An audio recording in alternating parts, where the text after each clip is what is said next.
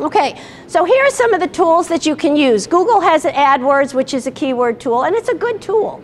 And it does have a lot of, good keyword selection and tail words. And if you know how to use it, you can stop there. But there are many keyword-based tools. Word Tracker is one of them. And these are paid tools. You have to sort of pay for the use of them, but they're not very expensive if you have somebody doing it, or you could hire somebody that will do the keyword research for you so you can get your set. And then you have all kinds of things which, to help you with keywords, like a thing called SpyFu. If you don't know about SpyFu, that's something that you might want to look at.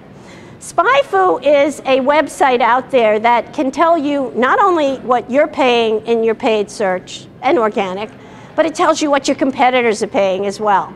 So when we do, there's all kinds of Compete.com, which is really expensive. SpyFu is free. They have a subscription, but they also have a free service where you can type in your competitor's name, and they will tell you the keywords that they're actually using, and they will also tell you what the cost of the clicks are and so forth, what they're spending a day, and you'll see all kinds of graphs and charts. But when you do this end of before you really look at keywords, you want to do your research, you want to do your homework, and you want to figure out, where you're positioned, what your competitors are paying, because if you pay too low, you're just not going to get there. So you can go to the best SEO person in the world. They can tell you everything they want to tell you. If they say you could be on page 1 in this particular area and you're not paying what the bidders are paying, Google is not going to take your money over somebody that they know is paying more. So you've got to know what you're doing. Okay.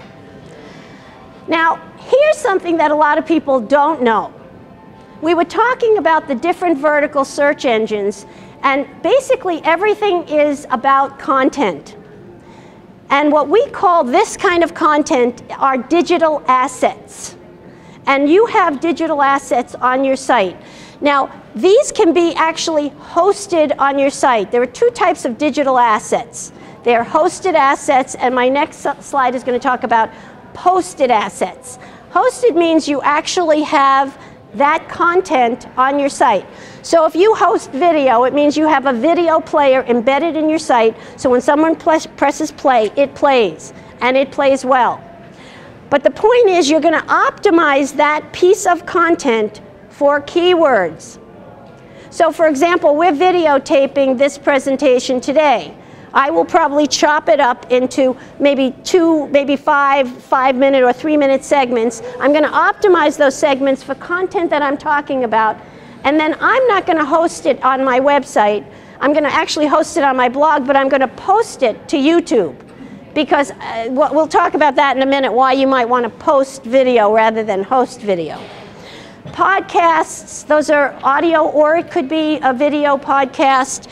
Press releases, people underestimate press releases. Press releases can be optimized. Images, your images can be optimized.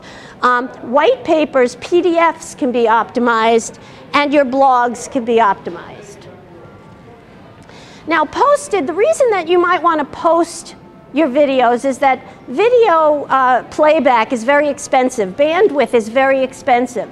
So what you might want to do is you might want to host your videos on some of the services, Vimeo or YouTube or one of those services where you're not paying for bandwidth, but they just stream it down when you have it, and you still can optimize.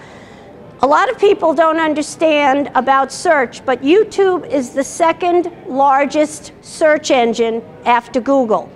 1.4 billion people a month are searching for things on YouTube. So they're searching for example, how to, 13% of that 1.4 billion are searching for content on how to write a book, how to download my thing, how to do SEO, how to. Google has all of these statistics. In fact, Google has very, very excellent statistics in YouTube called Insight. They have a whole statistical program that you can for free if you have a YouTube channel, which is also free to set up. Posting items like on Flickr, or any of the image sharing services, then you get into the network hosting, because then other people can share if you post stuff, it's sharing. For example, if I have my personal computer and I have favorites on my personal computer, if I click on my favorite, let's say book, and it's in my favorites, no one else knows about it. But if I post it to a bookmarking thing like, for example, Stumble Upon or Delicious, if I post it to one of those networks, then my friends can see what I like. That's what these sharing networks are all about. So hosted video and posting it, if you post it, you have much more opportunity for the world to find your stuff. And in Digg, they rate your stuff. So you can get out there and be in front of a lot of people. Also, SlideShare is a great place. SlideShare.net is a great place to post presentations. A lot of business people look for presentations there. So this is the whole world of, you know, sharing media. Okay, so now we're ready. We've done our homework. We've searched. We've found a couple of companies that we're now narrowing down our choices, and we're ready to either purchase something if it's a site, an e-commerce site, call to action lead generation, or the end of my search, and maybe I just wanted information, I'm done.